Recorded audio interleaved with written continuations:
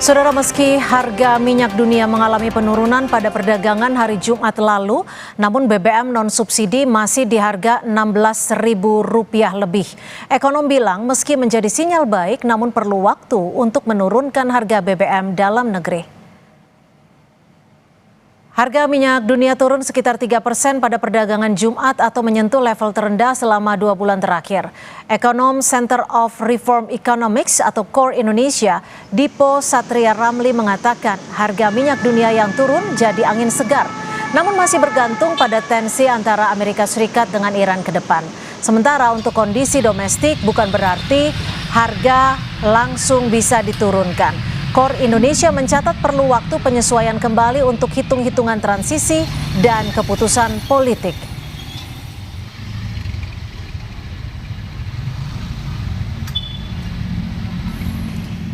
Minyak dunia yang mulai turun ini adalah sinyal yang sangat baik. Selat Hormuz sudah mulai terbuka secara terbatas untuk beberapa pelayaran, tapi memang belum pulih 100% dan belum kembali ke level normal. Estimasi masih perlu 1 tahun lagi agar harga kembali ke bawah $70. Itu karena ada antrian yang belum selesai, ada backlog, lalu juga ada beberapa sumur minyak yang sempat mati dan perlu hidupkan lagi. Jadi memang perlu waktu untuk semacam restart industrinya itu sendiri. Sebelumnya, Menteri Energi dan Sumber Daya Mineral (ESDM) Bahlil Lahadalia mengungkapkan kenaikan harga Pertamax atau BBM non-subsidi saat ini sudah menyesuaikan dengan harga pasar yang ada. Menurut Bahlil, perhitungan tersebut sudah dilakukan secara bijak. Meski demikian, Bahlil menegaskan pemerintah belum akan menaikkan harga BBM subsidi dan LPG.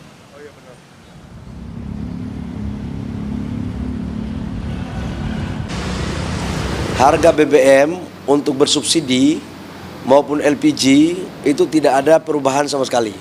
Itu dulu.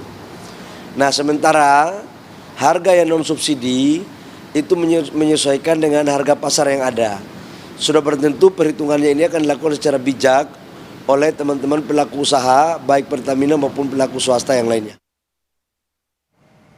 Harga minyak mentah dunia terkoreksi pada perdagangan 12 Juni 2026. Berdasarkan data Bloomberg, harga Brent crude oil menjadi $87.33 per barel, turun $3.05 atau melemah 3,37%. Penurunan ini terjadi setelah harga minyak sehari sebelumnya ditutup di level $90.38 per barel.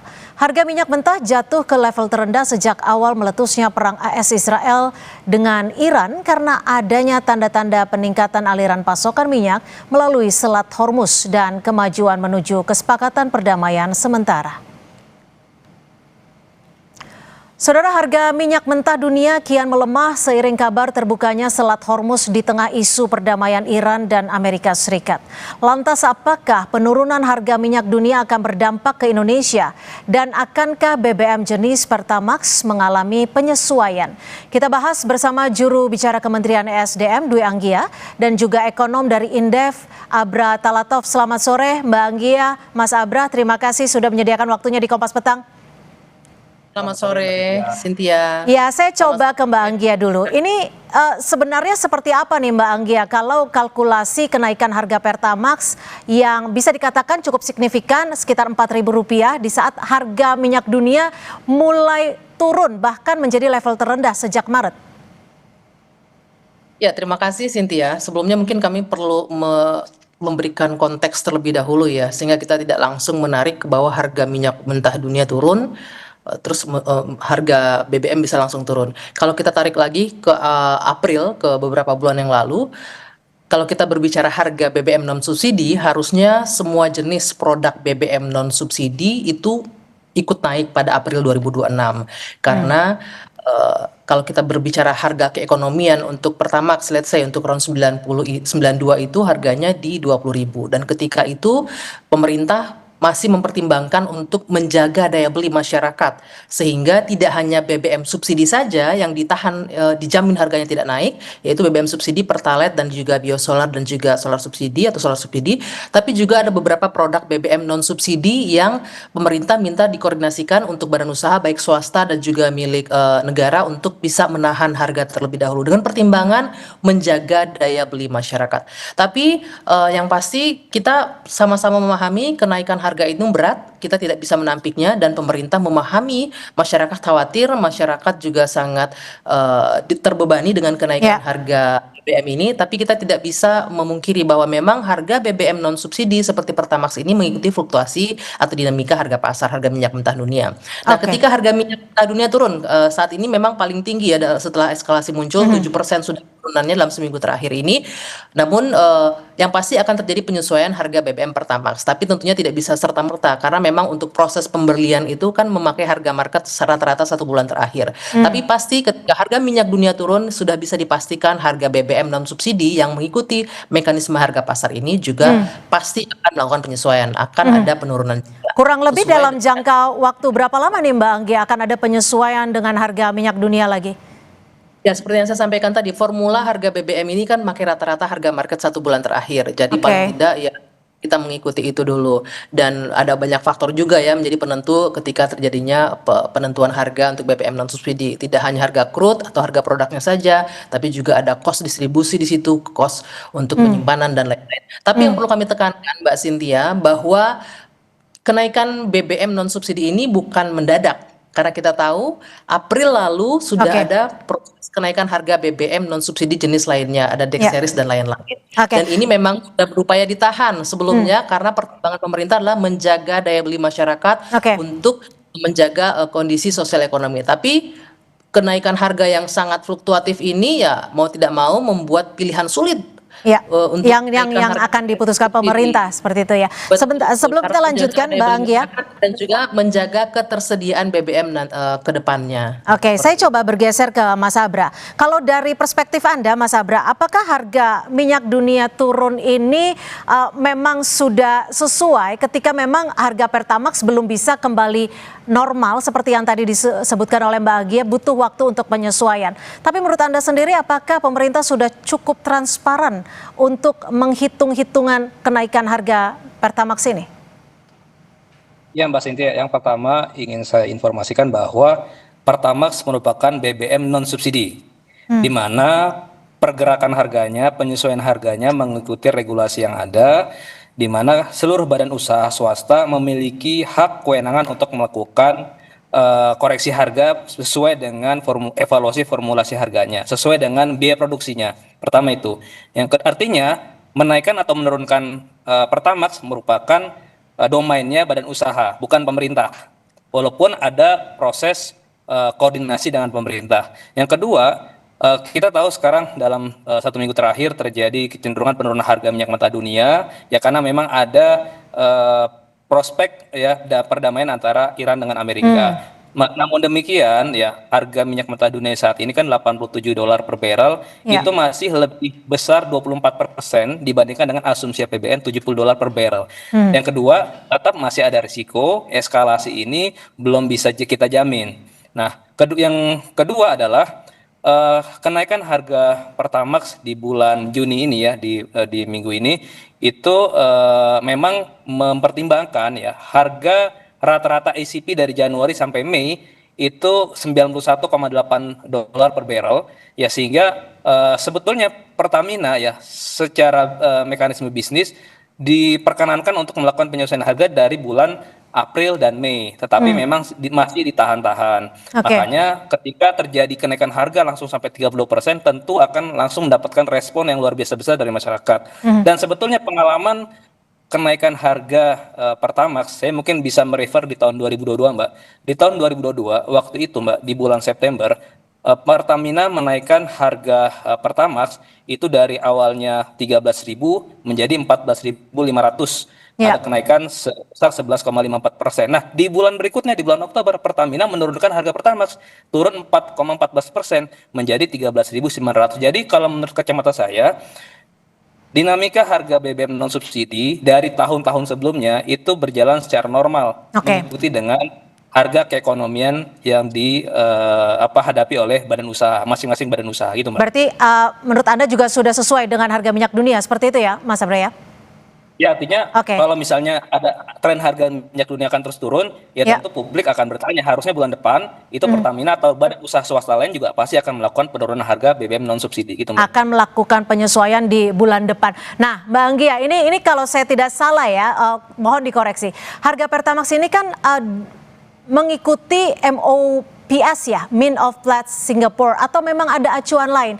Dan sebenarnya di titik berapakah di harga minyak dunia harus turun agar masyarakat juga bisa merasakan langsung nih Pertamax harganya bisa mulai turun kembali? Ya, betul seperti yang disampaikan tadi Mas Abra bahwa memang ini semua berproses ya, tapi pasti yang bisa saya pastikan di sini adalah ketika harga minyak dunia turun, sudah pasti harga BBM non subsidi akan turun. Karena memang ini adalah keputusan badan usaha, baik itu plat merah ataupun badan usaha swasta. Nah, kita mengacu pada Kepmen 245 tahun 2022 yang mana batas atas tertinggi harga itu diatur oleh pemerintah. Namun demikian memang ini butuh waktu, Mbak Cynthia, seperti yang saya sampaikan, karena formulasi ini menggunakan harga rata-rata market per bulan. Seperti contoh yang Mas Abra sampaikan, di tahun 2026 pun demikian. Ketika di awal akhir tahun kenaikan, kemudian di awal tahun ketika harga minyak dunia turun, harga BBM non subsidi juga langsung mengikuti. Jadi yang perlu disampaikan kepada masyarakat sebenarnya adalah bahwa pemerintah memahami kekhawatiran, memahami kesulitan masyarakat saat ini. Tapi ini adalah hal yang memang tidak bisa kita hindari. Seperti yang disampaikan tadi, seharusnya penyesuaian harga, kenaikan harga BBM non subsidi ini terjadi pada awal April yang lalu. Tapi dengan berbagai pertimbangan Pak Prabowo, Pak Presiden jelas untuk melindungi daya beli masyarakat, kelompok rentan, makanya sempat ditahan kemudian harganya. Namun kalau ini terus diberlakukan, yang suffer adalah badan usahanya, dan yang pasti yang terjadi adalah ketidaksustainan. Kita tidak akan bisa menjaga continuity produk BBM nantinya kalau memang harga produknya dari luar, harga bahan mentahnya saja sudah mengalami kenaikan gitu. Oke. Tapi yang jelas adalah kebijakan Pak Presiden yang seperti yang diarahkan ke Menteri SDM kepada Pak Bahlil bahwa melindungi masyarakat kecil, melindungi kelompok rentan yang memang kondisinya saat ini sangat-sangat membutuhkan hanya BBM subsidi, Pertalite dan juga solar subsidi dijamin tidak akan ada kenaikan. Oke, Karena inilah tapi jikalaupun turun Mbak Anggia dalam beberapa bulan atau mungkin 1 bulan ke depan akan masuk ke harga berapa? Apakah akan kembali ke 14.000 sekian atau seperti apa? itu yang bisa menjawabnya dari badan usaha masing-masing, karena mereka yang punya perhitungan cost dan lain-lainnya itu di badan usaha. Tapi yang jelas kan sudah dari Kepmen 245 tahun 2022. Oke, Mas Abra, terakhir singkat saja. Menurut Anda, apakah perlu Kementerian SDM ini untuk secara transparan memaparkan ke publik terkait dengan komponen biaya pembentukan harga dasar BBM seperti Pertamax misalnya? Ya, saya pikir ini akan menjadi pertanyaan besar publik ya, karena yang pertama ini terkait dengan adanya tuntutan dari masyarakat yang luar biasa besar agar harga BBM non subsidi diturunkan. Ini baru pertama kali nih, Mbak.